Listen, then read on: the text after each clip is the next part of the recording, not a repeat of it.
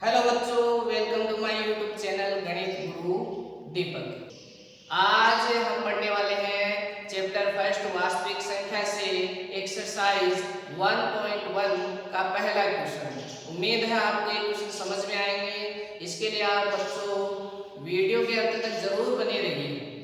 तो देखिए बच्चों, शुरू करते हैं एक्सरसाइज 1.1 का पहला क्वेश्चन। क्वेश्चन नंबर फर्स्ट देखो बच्चों, क्या है कि निम्न संख्याओं को अभाज्य गुणनखंडों के गुणनफल के रूप में व्यक्त करो। इसमें फर्स्ट क्वेश्चन में देखो बच्चों, 5 क्वेश्चन अपने पास में है, 5 संख्याएं हैं, सभी का हम सबसे पहले गुणनखंड करेंगे और उनको गुणनफल के रूप में व्यक्त करेंगे।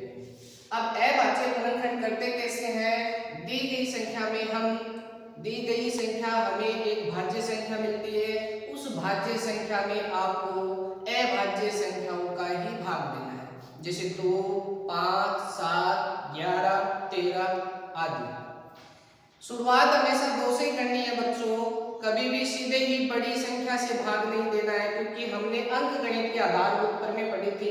हमें दी गई भाज्य संख्या को अभाज्य गुणनखंडों के गुणनफल के रूप में व्यक्त कर सकते हैं और इन अभाज्य गुणनखंडों का जो क्रम होता है बच्चों, वो हमेशा आरोही क्रम होता है, यानी कि हमें छोटी से बड़ी संख्या का भाग देना है। शुरुआत छोटी से करना है।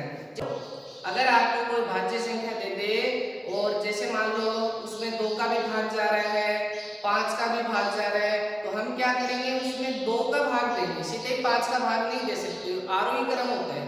फिर 2 का भाग अगर नहीं जा रहा होता तो हम 3 का देते, 3 का नहीं जा रहा होता तो हम 5 के पास जाते, ऐसे ही कंटिन्यू आगे बढ़ते। क्लियर है बच्चों?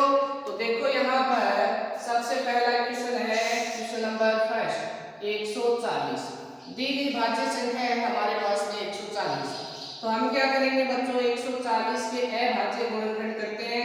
यहाँ पर देखो इसमें 2 का भाग जा रहा है 70 बार, 70 में फिर 2 का भाग गया 35 आया, 35 में बच्चों यहाँ पर 5 का भाग जा रहा है, 7 का भी जा रहा है, लेकिन हम 5 का भाग देंगे, पहले छोटी संख्या को प्रायोरिटी दे देंगे। ठीक है, यहाँ आया 7 और 7 में 7 का भाग गया एक बार।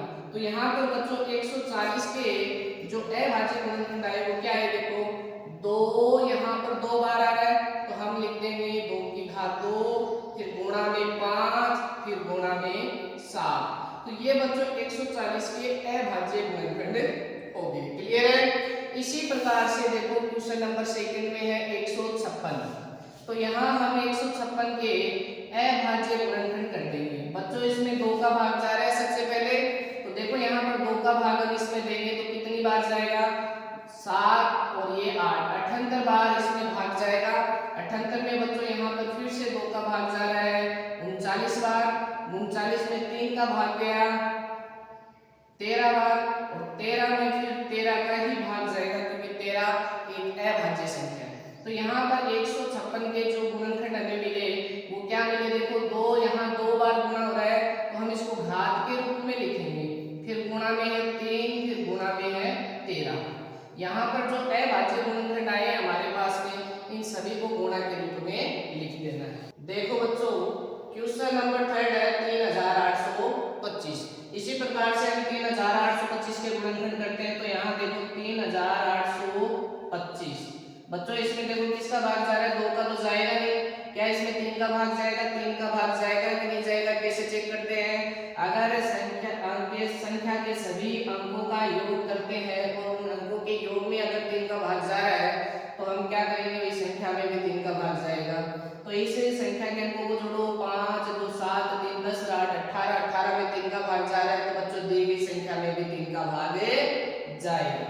तो यहाँ पर 3 का भाग देते हैं, 3 एकम 3, 8 में गए यहाँ पर 3 का भाग 2 बार, तो यहाँ बचा 2, 22, 22 में 3 का भाग गया 3, 7, 21, फिर बचा 15, 3 बच्चों 15।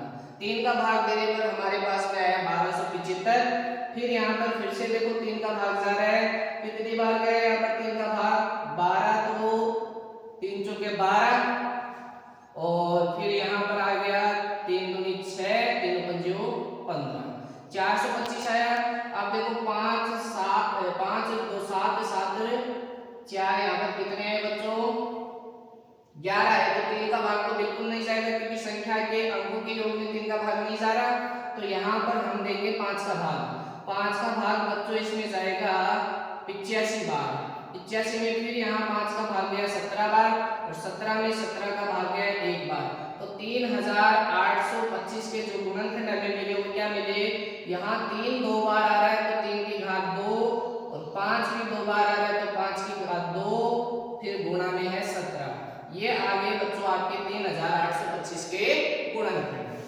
अब नेक्स्ट है क्वेश्चन नंबर 4। संख्या दी गई हमें 5005 तो 5005 के यहाँ पर हम गुणनखंड करते हैं।